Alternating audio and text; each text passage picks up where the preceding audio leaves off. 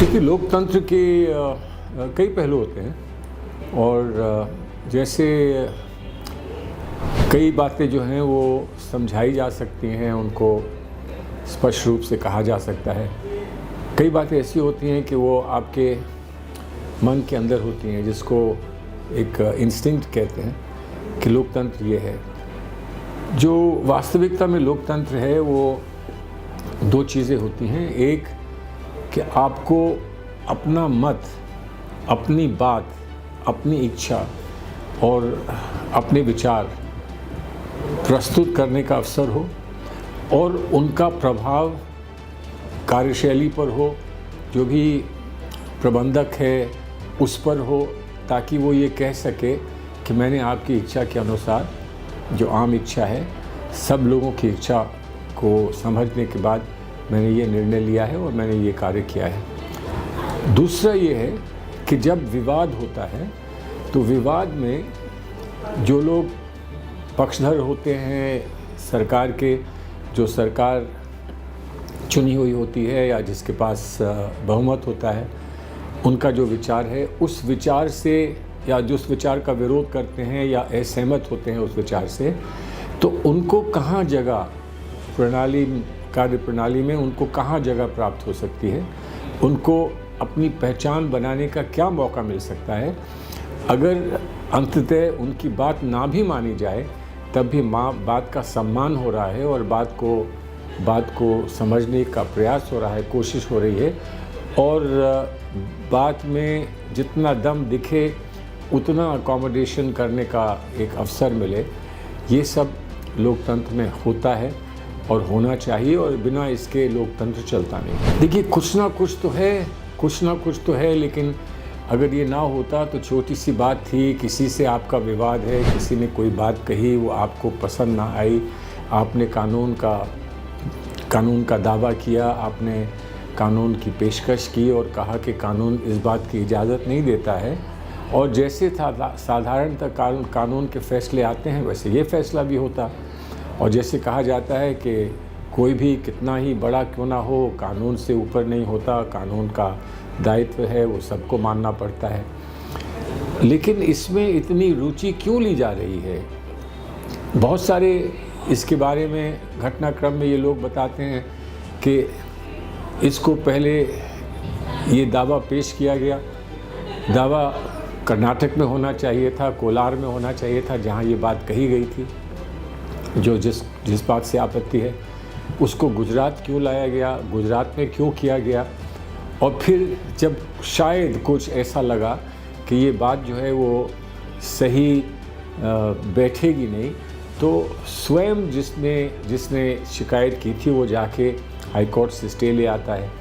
फिर लगता है कि यहाँ मामले गर्म हो रहे हैं, अडानी जी की बात हो रही है, अडानी जी पर आरोप लग रहे हैं, राहुल गांधी लगातार प्रहार कर रहे हैं। तत्काल उसके बाद हाई कोर्ट से वापस लिया जाता है कि मुझे कोई आपत्ति नहीं है, इसको वापस हम ले लेते हैं, और अब कार्रवाई जो है वो ट्रायल कोर्ट पे कार्रवाई चलनी चाहिए, और तत्काल कार्रवाई शुरू हो जाती है। हम सब जानते हैं कितना समय लगता है। इतनी तीव्र गति से कार्रवाई हुई, ये बात समझ में नहीं आई कि एक दिन में डिस्क्वालिफिकेशन आ गया, डिस्क्वालिफिकेशन के 2 दिन के अंदर घर खाली करने का नोटिस आ गया। ये बात बिल्कुल समझ में नहीं आई। और दूसरी तरफ ये आंकड़े लगाए जा रहे हैं कि कितनी जल्दी अब इलेक्शन कमीशन की तरफ से वायनाड में चुनाव की फिर से घोषणा हो जाएगी। तो ये सब चीज़ें हैं, उससे कुछ लगता है कि ये कोई साधारण जो कार्य प्रणाली होती है न्यायालय की, उससे हट कर ये कुछ है। देखिए, ओबीसी का अपमान किया या नहीं किया, इसके कोई तथ्य तो होने चाहिए। अब जब तक कि ये अपील पे नहीं जाता मामला, और अपील के बाद हाई कोर्ट नहीं जाता, और हाई कोर्ट के बाद अगर आवश्यकता पड़े तो सुप्रीम कोर्ट नहीं जाता, तो ये तो नहीं कहा जा सकता कि ऐसी कोई फाइंडिंग, ऐसी कोई बात उस फैसले में है जिसको लेकर बीजेपी चारों तरफ हंगामा कर रही है। ओबीसी कौन है वहाँ, ओबीसी कौन है इसमें, इस पे एक बड़ा प्रश्न है। और ओबीसी कोई है भी तो ऐसा नहीं हो सकता कि एक व्यक्ति विशेष को आप कहें कि तुमने गलती की है तो ये कहा जाए कि ये आप ओबीसी के खिलाफ कह रहे हैं, या किसी आप किसी संस्था के पर ये सवाल कर रहे हैं, या कोई अल्पसंख्यक हो तो आप कहें कि अल्पसंख्यक समाज पे सवाल कर रहे हैं। व्यक्ति विशेष पे तो सवाल उठाया जा सकता है ना, लेकिन साथ ही साथ ये कह देना कि जो ओबीसी समाज है उसका अपमान किया है, तो उसमें भी कानून बड़ा स्पष्ट है कि किसी समाज के लिए कुछ कह देना और उसकी अवमानना करना ये बहुत आसान नहीं होता है साबित करना। उसका क्या विशेष सेक्शन है, उसके कौन विशेष लोग हैं जिनकी अवमानना की गई है, इस पर विचार करने के लिए कोर्ट को बहुत प्रयास करने पड़ते हैं, तब कोई इसमें से कोई बात निकल के आती है। तो ये कह देना बीजेपी का कि इसमें साक्ष्य हमको मिल गए हैं और इसलिए हम राहुल गांधी पर ये आरोप लगाते हैं, सरासर बेईमानी है, सरासर बेबुनियाद है। और इस पर तभी चर्चा होनी चाहिए जब इससे ऊपर कोर्ट में, हाई कोर्ट में या सुप्रीम कोर्ट में ये बात स्पष्ट हो। कुछ रिश्ता है, लोगों को रुचि है इसमें, और रुचि होनी चाहिए कि ये लोकतांत्रिक व्यवस्था का एक बहुत महत्वपूर्ण प्रश्न है। लोकतांत्रिक व्यवस्था में कहाँ से सरकार को कहाँ से सहयोग मिलता है, सरकार को कहाँ से धनराशि प्राप्त होती है, और जो धनराशि देता है उसको क्या क्या लाभ सरकार देती है, ये तो लोकतांत्रिक व्यवस्था में पारदर्शिता से लोगों को मालूम होना चाहिए। ये सवाल पूछा है।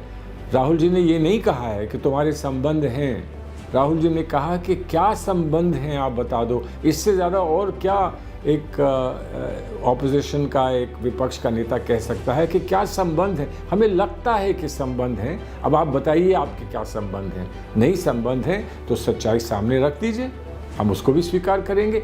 लेकिन कुछ हमने आपको प्रथम दृष्टि से बातें बताई हैं कि आपके जहाज़ में वो चल के आए थे प्रधानमंत्री बनने के लिए, या जब वो ऑस्ट्रेलिया गए कहीं और गए प्रधानमंत्री के रूप में तो वो आपको साथ ले गए, और जहाँ से आपको पैसा उपलब्ध कराया गया, एसबीआई बैंक के चेयरमैन को आपके साथ बिठाया, वो सारे चित्र आए हैं। ये तो कोई छुपी बात नहीं है।